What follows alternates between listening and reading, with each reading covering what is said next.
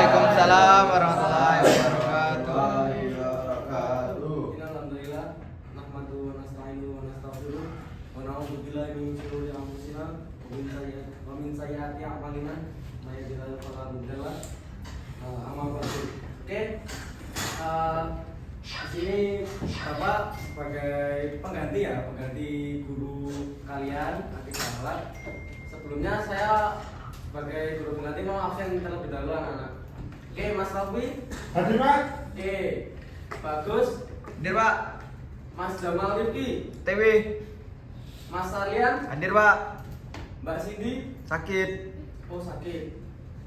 Semoga cepat dulu ya. Oke Pak. Oke. Mas Restu, Mas Adam, Hadir. Mbak Omala, Mbak Fadrina, Mas Ahmad, Mas Ahmad lagi. Yasin Maulana, Mas Yadi, Hadir. Mas Rayyan Abdul Aziz. Hadir. Oke. Mas Farhan.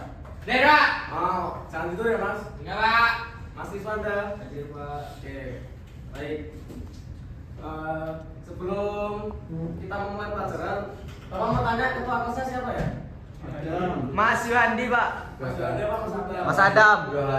Oh Mas Gandhi. Berhati, Pak. Nah, karena kan Bapak belum mengenal ketua kelas, hanya Iya, Pak. sebagai guru pengganti ya. Siap, Baik, Dan. Mas Gandhi, sebelum pembelajaran ini dipimpin doa ya.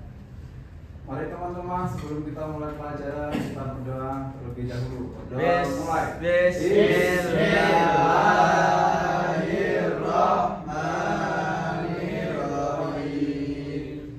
Raditu billahi rabba wa bil Islami dina wa bi Muhammadin nabiyya wa rasulah.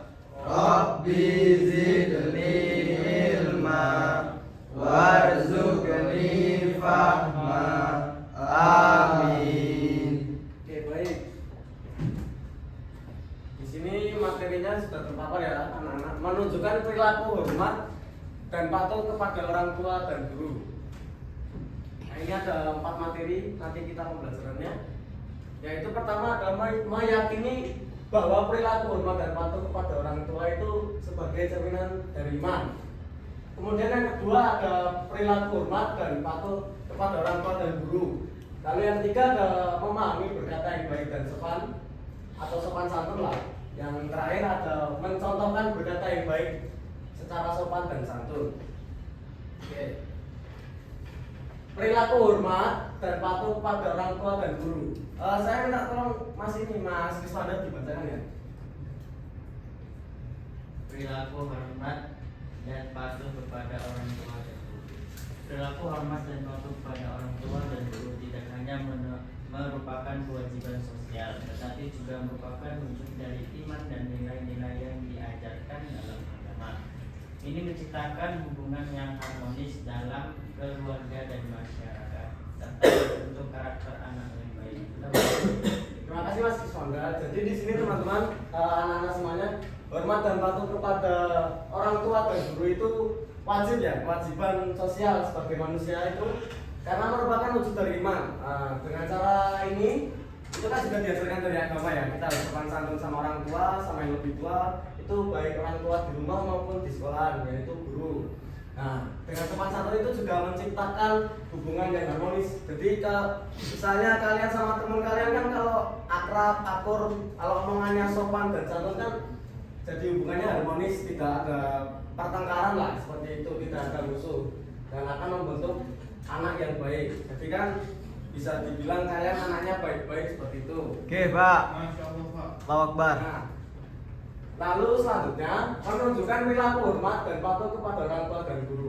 Untuk menerapkan perilaku tersebut, kita tidak hanya menunjukkan rasa hormat dan patuh kepada orang tua dan guru, karena untuk membangun karakter yang baik, menciptakan hubungan yang harmonis dalam keluarga lingkungan pendidikan. Nah, ini kan ada contoh gambarnya murid ya, anak-anak semua kalau di sekolah kan salaman sama guru lah. Itu kan sudah menunjukkan perilaku hormat dan patuh terhadap guru. Kalau di rumah kan kalian bisa, contohnya itu gampang, kalian mau sekolah kalian pamitan kan harus salaman sama orang tua, berpamitan lah, seperti itu juga membentuk nilai-nilai yang positif untuk kalian semua. Dan ini kan juga di lingkungan pendidikan kita harus ramah, sopan santun sebagai murid, hormat kepada guru kan itu harus wajib ya teman-teman, baik anak-anak semuanya. Ya Pak. Oke, baik saya lanjutkan. Nah, ini contoh-contoh dari yang tadi mendengarkan dan melaksanakan perintah. Di sini ada yang tahu belum? Maksudnya ini gimana? Mendengarkan dan melaksanakan perintah. Belum Pak. Kalau ada yang tahu, Bapak ada hadiah makanan. Terus tuh? Oke, Mas Adam tahu nggak? Belum ya Pak. Oke, belum. Baik, Bapak jelaskan maksudnya mendengarkan dan melaksanakan perintah. Itu gimana maksudnya Pak?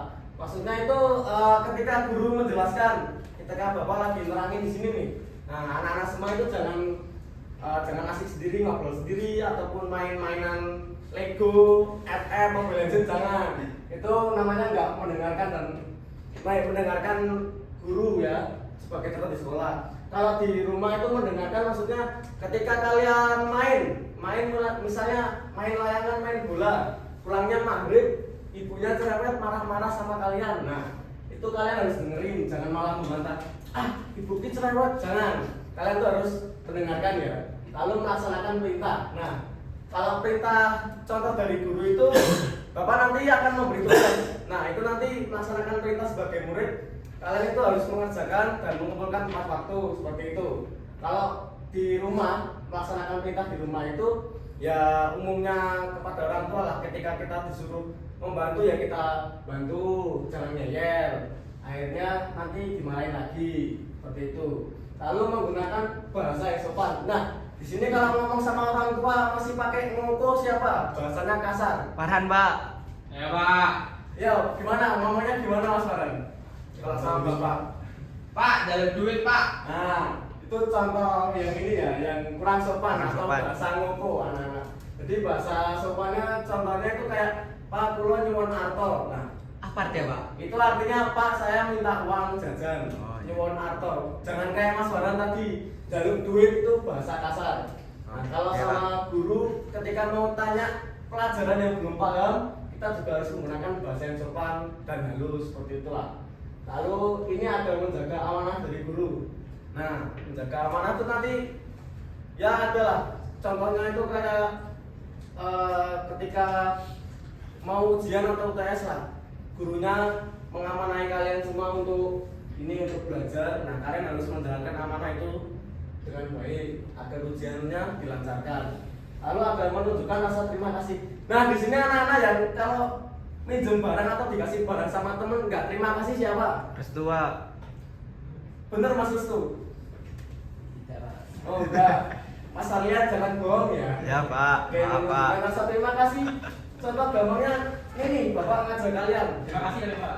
Nah, makasih ya Pak. Anak-anak nanti setelah Bapak tutup bilang terima kasih itu sudah cukup menunjukkan rasa terima kasih kepada guru. Siapa? Kalau sama orang tua ya gampangnya Mas Adam misal ulang tahun dikasih kado. Beda Mas. Dikasih kado iPhone 15 Pro Max misalnya. Wah. Nah, Mas Adam harus jangan dijual. Terima kasih sama orang tua lah. Oke, yang terakhir menghargai waktu dan usaha. Nah, menghargai waktu itu ya waktunya orang tuanya kerja nyari uang buat kalian sekolah kan harus kalian hargai lah. Jadi kan berarti sebagai anak sekolah yang benar. Jangan bolos lagi ya Mas Farhan ya. Iya enggak Jangan tidur Mas Farhan. Itu harus menghargai waktu dan usaha mereka. Ya Pak. Orang tua dan guru ya di sekolah. Kalau ngantuk gimana Pak? Gimana? Kalau ngantuk gimana Pak? Ya tanggung resiko nanti Bapak hukum. Baik, memahami berkata baik, sopan dan santun. Mas Adam, minta tolong dibacakan ya. Memahami berkata yang baik, sopan, dan santun. Memahami dan menerapkan prinsip berkata yang baik, sopan, dan santun. Kita tidak hanya menunjukkan karakter yang baik, tetapi juga berkontribusi pada terciptanya lingkungan sosial yang harmonis. Sopan santun adalah modal penting dalam berinteraksi dengan orang lain dan menciptakan hubungan yang saling mengerti. Nah, di sini poin pentingnya kan ada modal penting dalam berinteraksi ya. Contohnya di rumah kalian kalau ada gotong royong, kalian kan disuruh kerja bakti, disuruh bantuin sama bapak. Ayo ikut kerja bakti bantuin kampung bersih-bersih. Nah, kan pasti kalian interaksi sama orang tua kan atau orang tua yang lebih tua lah. itu kan interaksinya dengan cara apa? Dengan cara sopan santun, harus berkata yang baik seperti itu.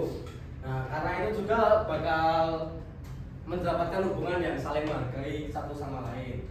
Lalu lanjut yang tadi itu menunjukkan berkata yang baik dan sopan, baik sopan dan santun. Menggunakan ungkapan di atas kita dapat menunjukkan perilaku berkata yang baik, sopan dan santun dalam interaksi sehari-hari. Nah, interaksi sehari-hari di sini yang punya kakak atau adik siapa?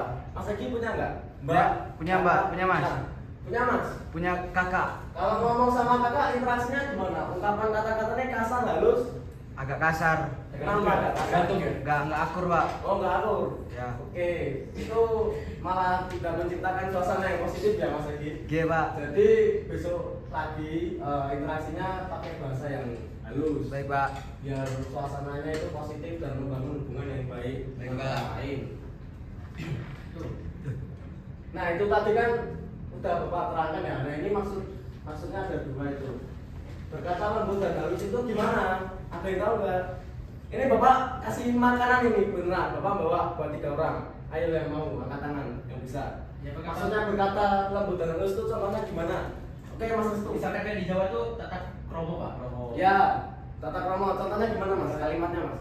Ada istilah bahasa tersendiri yang orang khusus pada Pak. Oke, Bapak lebih jelasin lagi ya. Kan tadi Mas Restu ngambil dari Jawa ya, itu kromo. Kromo harus bahasa halus tuh.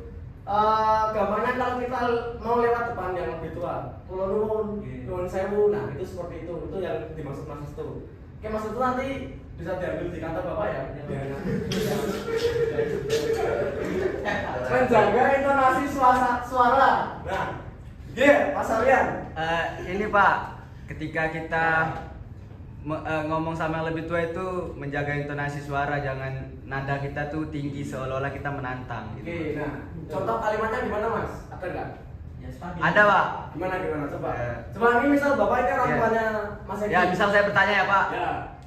Pak, ini piye gini. Ah. Kayak gitu, Pak. Oke, itu Kan nadanya nggak bagus, Pak. Jadi nadanya harus yang halus. Iya, Pak. Ini saya lebarkan lagi, saya jelaskan lagi itu ya masih ngambil dari Jawa aja lah, menjaga intonasi suara terutama orang tua.